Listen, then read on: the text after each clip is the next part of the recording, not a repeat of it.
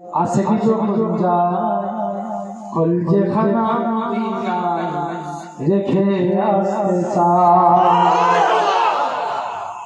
এটা শুধু only for নবীর আশিকদের জন্যই না। ও মনে হয় না যে আর বাড়ি ফিরে যাবো না, মদিনাতেই রয়ে যাবো, ঠিক কি না? মদিনা বলার দেশে আশিকি যখন যায় কলজেখানা মদিনায় রেখে আসতে চায়।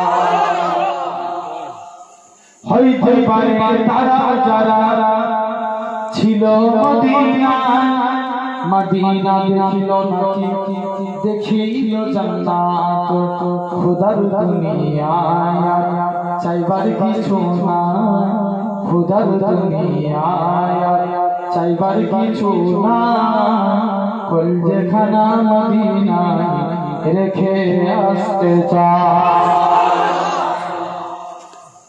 লাওয়ারিস গুনাহগার হাসরের মাঠে রহমতে চাদর যখন মুস্তাফার হাতে, আরো জোরে হবে না?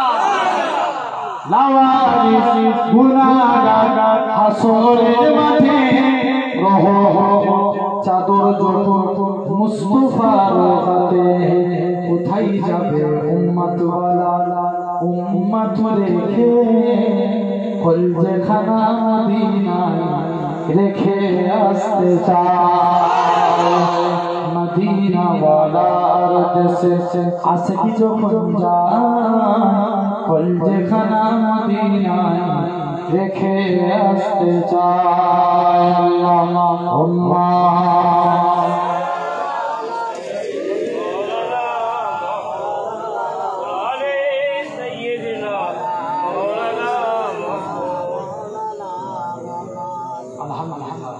আল্লাহ করেন সকলে আমরা আল্লাহর কাছে দোয়া চাইবো। তাবারক হয়েছে তো আলহামদুলিল্লাহ, তাবারক খেয়ে বাড়ি যাবেন, বলেন ইনশাআল্লাহ। আল্লাহ কবুল করেন, আল্লাহ আপনাদের সবাইকে ভালো রাখেন, আল্লাহ সাথে সাথে আমাদেরকে আল্লাহ দুনিয়া বড় দুর্দিন বাদ। এখন ইসলামকে বাঁচানোর জন্য সবাই হয়ে লেগেছে, এটা আর বলার অবকাশ নাই, আপনারা সবই জানেন। হ্যাঁ না? জোর করে বলেন, দেখছেন না দিকে দিকে ভাই, যদি আমাদের হাতে আমাদের সম্পত্তি না থাকে, আমাদের কোনো সম্পত্তি যদি না থাকে, আমাদের কোনো দাম থাকবে না? কথা বলেন না। আজকে লক্ষ্য করে দেখবেন, আমরা যাদেরকে ভরসা করি তারাই কিন্তু আমাদের সমাজে আপনি লোক দেখেন যে আজকে কিছু শ্রেণীর মানুষ দেখেন কি করেন আমি জানি না, পার্টি নিয়ে কোনো আমার ইন্টারভিউ নাই, কিন্তু ওয়াকাফের সম্পত্তি মানে আল্লাহর সম্পত্তি। কথা বলেন না কেন? এটা তো বাঁচানোর জন্য লড়াই করা, এটা প্রতিটা মানুষের ইমানি দায়িত্ব, ঠিক না বল? কিন্তু তারপরেও কিছু শ্রেণীর মানুষ বলে যে এতই যদি ওয়াকাফি আন্দোলন করতে দিল্লি যান, শুনেছেন না আপনারা? কথা বলেন। তারপরেও বলে যে এরপরেও যদি তোমরা আন্দোলন করো আমার খারাপ করো, জেনে রেখে দেন, বড় আফসোসের বিষয়। সবাই চায়, কেউ ডাইরেক্ট মারে, কেউ পিছন দিক দিয়ে মারে, সবাই চাই ইজাতকে মিটিয়ে দিতে। তবে জেনে রাখবে, আমরা যদি আল্লাহর হয়ে যাই, দুনিয়ায় মায়ের নাম এই জাতিকে দিতে পারে, ইসলামের পতাকা উড়ে বলে কেউ মিটাতে পারবে না। এর জন্য আমাদের একতার প্রয়োজন। আসল কথা আমরাই ঘেটতে গেছি, ঠিক না বল?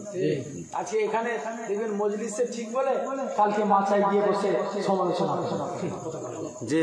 বাস্তব একদম দেখবেন। আজকে এখানে বলবে জি ভাইজান আপনার সঙ্গে একমত, কালকে চায়ের খানে বসে দেখবেন ভাইজান কথা বলে। তাহলে এটাই তো ভাই নবীর জামানায় ছিল নি এরকম কি গো বাপ বলো, ছিল না? এমনি আল্লাহ কোরআন শরীফে মুনাফিকদের নিয়ে এত সারা নাজিল করে দেয়, ভাবতে হবে, বড় আফসোসের বিষয়। তথাপিও ইনশাআল্লাহ আপনাদের এই ফুটবল ময়দানে ওয়াকাফ দিয়ে একটা সমাবেশ হয়েছিল তো নাকি? আমি মনে আছে এই ফুটবল ময়দানে যদি সত্যিকারের সেদিন দেখি যে ইসলামকে মিটানোর বা আমাদের সম্পত্তি ধরে সাপোজ কথাই বলছি, উদাহরণ কিরকম জানেন? এসব ভাই রাজনীতি জায়গা না বিরাট খারাপ জায়গা, জানেন এই জন্য এইসব ব্যাপারে কোনো ইন্টারফাই নাই।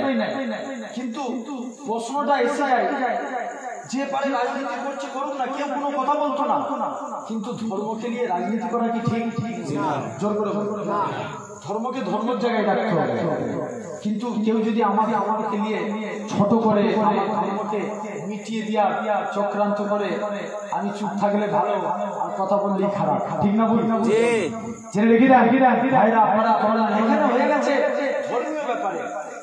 আপনি মনে করেন ধরেন এখন এই যে আপনার এই গ্রামে মসজিদটা পাশেই ধরেন, মসজিদটা ওয়াকাফের সম্পত্তি, ঠিক কি না? কিন্তু এই ওয়াকাফের সম্পত্তি কি করে হলো? কেউ না কেউ এই মসজিদের জায়গাটা দান করেছে। মন দিয়ে শুনবেন, ওই হাং ভাং করে এরকম চিল্লালে হবে? আগে ঠান্ডা মাথায় দিমাকে বুঝতে হবে। মনে করেন এই মসজিদটা ওয়াকাফের সম্পত্তি, এই মসজিদটাই লক্ষ্য করে বললো যে ঠিক আছে, তোমাদের কাটাগড়ের যে এটা কি পাড়া, মন্ডলপাড়া, এই মন্ডলপাড়ার মসজিদটা ভাঙবনি, তবে এই মসজিদটার জন্য যেহেতু এটা একটা সরকারি জায়গা হয়ে গেছে, বলতেই পারে এটা যেহেতু সরকার থেকে লোকের, যেহেতু এটা সরকারি জায়গা হয়ে গেছে, অথচ তোমরা এত কষ্ট করে মসজিদ করেছো, তোমাদের মসজিদটা ভাঙবনি, কিন্তু সরকারি জায়গায় থেকে মসজিদ বছরে 50,000 টাকা করে কি 1 লাখ টাকা করে ভাড়া দিতে হবে। কত বুঝতে পারছেন? এটা মুসলমান মাথায় হাত পড়ে যাবে। ইমাম সাহেবদেরকে 7,000 টাকা করে ভাড়া দিতে যে মাথা খারাপ হয়ে যায়, ঝামেলা লেগে যায়। বছরে 1 লাখ টাকা করে ভাড়া। আমি জাস্ট বুঝানোর জন্য বলছি, আমার এটাই হবে এটা আমি বলছি না। আরে হতেও তো পারে, হতেও তো পারে। কবরস্থানে গেছে, ঠিক আছে, তোমাদের এত বড় কবরস্থান ঘিরেছো, লাও তোমাদের কবরে মাটি দিতে দেবো বা কবরে সবই কিছু দেবো, কিন্তু জায়গাটা সরকারি। এই কবর দেওয়ার জন্য একটা পার্সনকে যে পড়ে যাবে তারপরে তাকে কবর দেওয়ার জন্য এত টাকা এটা ট্যাক্স যাবেন কোথায়? নিতে হবে, বুঝছেন না? এরকম ভাইরা আমাদেরকে সচেতনতার সঙ্গে আমাদের সাথে আছে ভরসা রেখেছি এক বাক্যে আওয়াজ দিয়ে বলেন, ভরসা রেখেছি কার উপরে? যদি আল্লাহ আমাদেরকে মিটিয়ে দেয়, হাজারো চেষ্টা করলে আমরা জিন্দা থাকতে পারবো, মিটিয়ে যাবো, ঠিক না? বলুন। আর যদি আল্লাহ বলে তোদেরকে মেটাবো, মাথায় রাখেন একটা জিনিস, এটা আল্লাহ সুস্পষ্ট কোরআন শরীফের মধ্যে বলছে, আমি কাউকে ভালোবাসি কিন্তু ইন্নাদ দীনা ইনদাল্লাহিল ইসলাম, আমি ইসলামকে ভালোবাসি। কাকে ভালোবাসে আল্লাহ? ইসলাম। তাই খবরদার ভাই যুবক, আমাদেরকে ভাবতে হবে, আল্লাহ কবুল করেন।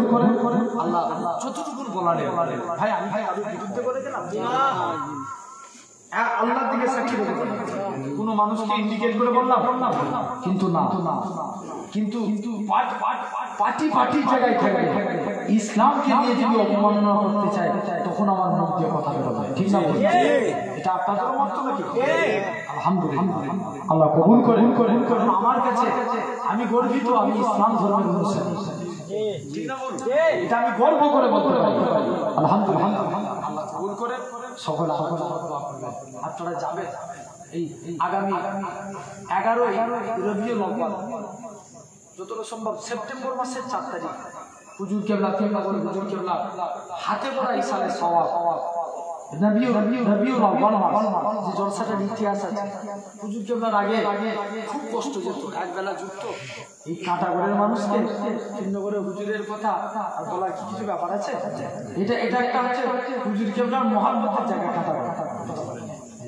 আরে হ্যাঁ না, ও কত মানুষ যেতেন হুজুর কেবলা যখন হাজরাতে যেতেন না সব আপনারা হুজুর কেবলা 300 টাকা দিয়ে জমি বিক্রি করেছে কত টাকা 300 টাকা 300 টাকা দিয়ে জমি বিক্রি করে এই ইসালের সব আমার নানি আম্মার একটা জমি ছিল যে তখন খুব কষ্ট যেত আমাদের মন থেকে সব শোনা যে হুজুর কেবলা খুব কষ্ট যেত একবেলা যুক্ত না খাবার আল্লাহ কি হবে 300 টাকা দিয়ে নানি আম্মার নামে একটা জমি ছিল 300 টাকা দিয়ে জমিটাকে বিক্রি করে হুজুর কেবলা নবীর মহব্বতে রবিউল আউয়াল মাসে জলসাকে প্রতিষ্ঠা করলেন আল্লাহ সেদিন থেকে হুজুরের রিজিকে বরকত দিতে লাগলেন তাই এই নবী দিবসকে ভালোবাসবেন নবীর মাসকে ভালোবাসবেন আল্লাহ কবুল করে সকলে আমরা দোয়া চাইবো দোয়া চার আগে আমি একটু তওবা করব আপনাদেরকে তওবা করানোর ক্ষমতা আমার নাই আমি আমার গুনার দিকে খেয়াল করে আল্লাহর কাছে তওবা চাইবো ভাইরা যে যা নিজেদের পূর্বের গুনাহগুলোকে খেয়াল করে এই পবিত্র মাসের আজকে 9 তারিখ আল্লাহর কাছে তওবা করে আল্লাহ মাফ করে দিবে সর্বশ্রেষ্ঠ মাসে আমরা তওবা করব সকলে বলেন আস্তাগফিরুল্লাহ রাব্বি মিন কুল্লি যামবি ওয়া তুবু ইলাইহি লা হাওলা ওয়ালা কুওয়াতা ইল্লা বিল্লাহিল আলিয়্যিল আযীম আলহামদুলিল্লাহ আল্লাহ কবুল করেন সকলে আমার জন্য দোয়া করবেন আমি আপনাদের জন্য দোয়া করি তো বলে গেলাম সম্ভব হলে আপনারা যাবেন কত তারিখ বললাম 4 সেপ্টেম্বর 11 রবিউল আউয়াল 4 সেপ্টেম্বর আলহামদুলিল্লাহ আল্লাহ কবুল করেন এবং বিশেষ করে যুবকরা অনেক বেশি মহব্বত করে এই ভাইগুলো তো আমি যেখানে যে কাছে ছোট দেখি আমাদের এই বই তো আলহামদুলিল্লাহ এগুলো তো ছোট থেকে ওয়াজ করছি আমি যখন ওয়াজের লাইনে সেই নেমেছি তখন থেকে আপনার এলাকায় ওয়াজ করছি জি আলহামদুলিল্লাহ আল্লাহ কবুল করেন অনেক ভাইরা হয়তো একসাথে তারাও বড় হচ্ছে আমিও বড় হচ্ছি জি এরকম অনেক ভাইয়ের কিছু আসাদুল ফাসাদুল সব আমরা সব সমবয়স্ক ছেলে আলহামদুলিল্লাহ আল্লাহ কবুল করেন আল্লাহ সকলকে সিরাতাল মুস্তাকিমের পথিক বানান সকলে আল্লাহ আমিন